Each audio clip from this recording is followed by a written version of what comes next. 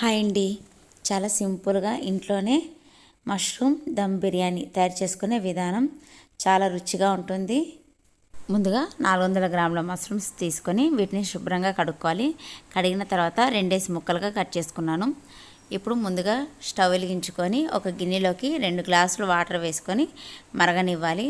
ఇలా మరిగిన వాటర్లో పసుపు వేసుకోవాలండి. ఒక పావు టీ స్పూన్ పసుపు వేసాను. ఇప్పుడు ఈ మరుగుతున్న వాటర్లో కట్ చేసి పక్కన పెట్టుకున్న ఈ మష్రూమ్ని కూడా వేసుకొని ఒకసారి ఉడకనివ్వాలి.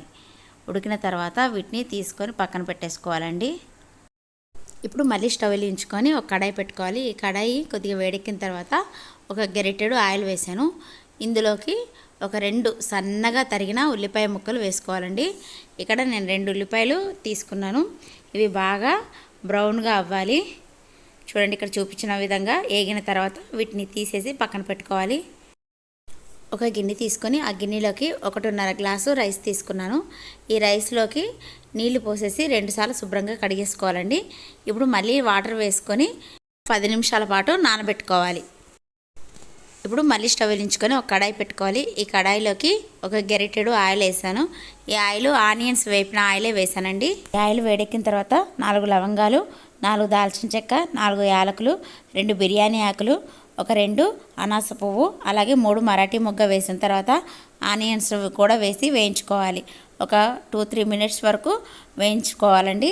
ఆనియన్స్ వేగిన తర్వాత మష్రూమ్స్ కూడా వేసేసుకోవాలండి. ఇప్పుడు వేసిన తర్వాత ఒకసారి కలుపుకొని మూత పెట్టుకోవాలండి. మూత పెట్టిన తర్వాత 5 నిమిషాల పాటు మగ్గనివ్వాలి. ఒక 5 నిమిషాల తర్వాత మూత తీసేసి బాగా కలుపుకోవాలి. ఇలా కలుపుకున్న తర్వాత టేస్ట్కు తగినంత సాల్ట్ వేసుకోవాలండి. ఇక్కడ 1 స్పూను వేసానండి సాల్ట్.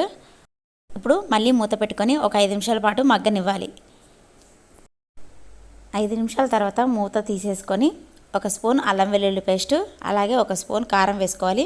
ఒకవేళ స్పైసీగా కావాలనుకుంటే 2 స్పూన్లు వేసుకోండి. పావు స్పూను పసుపు, 1/2 స్పూను సోంపు పొడి, అలాగే 1/2 స్పూను జీలకర్ర పొడి, 1/2 స్పూను ధనియాల పొడి, 1/2 స్పూను గరం మసాలా.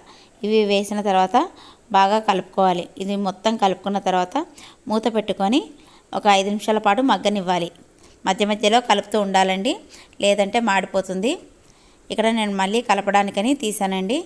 ఇంకొక 5 నిమిషాల పాటు మగ్గాలి. ఇదంతా బాగా మగ్గిపోవాలండి. అప్పుడే టేస్ట్ ఎక్కువగా ఉంటుంది. అంటే కర్రీలాగా అయిపోవాలి. కర్రీలాగా అయిపోయిందండి. ఇప్పుడు నేను ఇది పక్కన పెట్టేసుకుంటున్నాను. ఇప్పుడు స్టవ్ వెలిగించుకొని స్టవ్ మీద ఒక గిన్నె పెట్టుకోవాలి. ఈ గిన్నెలోకి 5 గ్లాసుల వరకు వాటర్ తీసుకున్నానండి. ఈ వాటర్లోకి బిర్యానీ ఆకు, మరాఠీ మొగ్గ, జాపత్రి, జాజికాయ, యాలకులు 2, అనాస పువ్వు 2, దాల్చిన చెక్క ఒక 3, అలాగే లవంగాలు ఒక 2, అల్లం వెల్లుల్లి పేస్టు 1/2 స్పూన్ వేసుకోవాలి.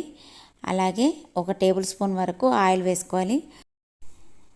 గల్లుప్పు వేసానండి నీళ్ళలో. ఈ ఉప్పు అనేది నీళ్ళకి టేస్ట్ తగినంత కాదండి, ఎక్కువగా వేసుకోండి. మనం టేస్ట్ చూస్తే మన నోటికి సరిపడంత కాకుండా చాలా ఎక్కువగా అనిపించాలి. ఈ నీళ్ళలో ఉప్పు ఎక్కువగా వేయడం వలన రైస్ అనేది బాగా పీల్చుకొని మంచి టేస్ట్ వస్తుందండి. ఇప్పుడు ఇలా మరుగుతున్న వాటర్లో మనం నానబెట్టుకున్న రైస్ని వేసేసుకోవాలి. ఇక్కడ నేను 1.5 గ్లాస్ మాత్రమే రైస్ తీసుకున్నాను. ఇప్పుడు బాగా ఉడికించుకోవాలి. రైస్ అనేది ఒక 80% వరకు ఉడికిపోవాలండి. ఇక్కడ ఉడికిపోయింది చూడండి, చూపిస్తున్నాను. ఇలా అవుతే అంత రైస్ అనేది నీళ్ళలో నుంచి తీసేసుకోండి. ఇప్పుడు ఈ రైస్ని ఒక గిన్నెలోకి తీసేసుకోవాలండి. ఇప్పుడు ముందుగా ఉడికించి పక్కన పెట్టుకున్న మష్రూమ్ కర్రీని స్టవ్ మీద పెట్టేసుకొని ఒక గరిటెడు పెరుగు వేసుకోవాలి. ఈ పెరుగు వేసిన తర్వాత ఒక 2 నిమిషాల పాటు బాగా కలుపుకోవాలి. తర్వాత సన్నగా తరిగిన పుదీనా, అలాగే కొత్తిమీర, ముందుగా వేయించి పక్కన పెట్టుకున్న బ్రౌన్ ఆనియన్స్ కూడా వేసుకొని బాగా కలుపుకోవాలి.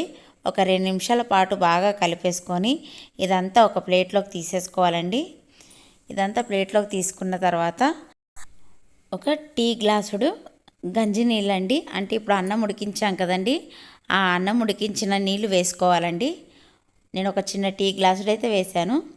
ఆ తర్వాత ముందుగా ఉడికించి పక్కన పెట్టుకున్న రైస్ కూడా వేసేసానండి. అంటే అడుగు మాడిపోకుండా ఉంటుంది అలా వాటర్ వేయడం వలన. ఇప్పుడు ఒక్కొక్క లేయర్గా కర్రీ వేసుకోవాలి. కొద్దిగా పుదీనా, కొత్తిమీర, అలాగే బ్రౌన్ ఆనియన్స్ కూడా వేసేసుకోవాలి.